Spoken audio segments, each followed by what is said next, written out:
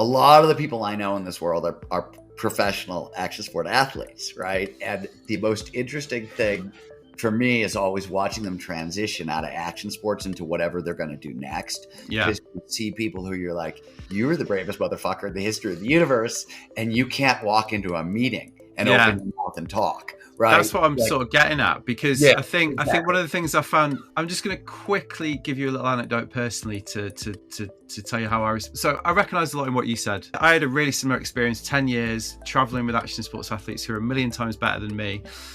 And I guess what was interesting for me is like when I got to like my 30s and 40s, I actually made quite a lot of peace with that. I don't really care about that anymore, which is quite a liberating thing. And I just found it really interesting that it seems to have been an itch that you've really had to scratch. Like, you know, like that. But it got built out of me as a punk rock kid not getting along with the jocks, right? The athletes. And this is what I found so fascinating about this whole part of your story, because obviously like it's a big thread of the book. You know, you talk about it quite a lot through the book. You talk about like circle of shame.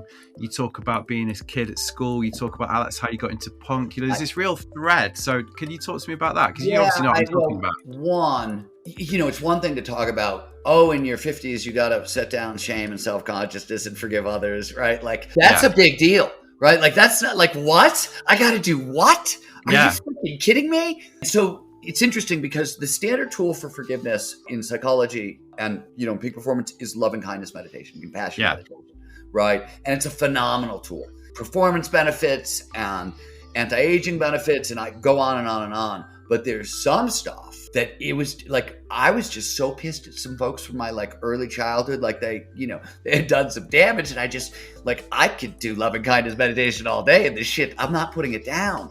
And some of that, like that gets compounded after you ski with professional athletes for 10 years. And it's so humbling. And, you know, we used to joke around. I helped start Freeze magazine, which was the first sort of extreme ski magazine.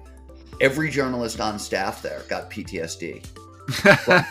Every one of us, we got PTSD from going on assignment and chasing professional athletes around mountain. Like, again, I empathize.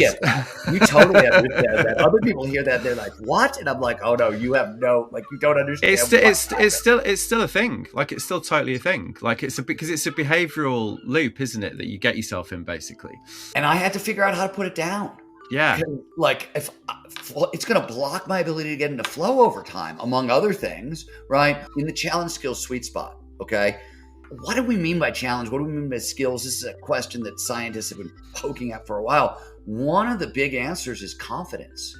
Confidence is an enormous part of where you are in the challenge skills sweet spot. And if that diminishes over time, carrying this weight into my 50s, not only is it going to block adult development and my ability to be happy and fulfilled and everything else the second half of my life, it's going to start blocking flow even more because everything's shrinking. So it was, in my opinion, I was like, okay, this is crisis time.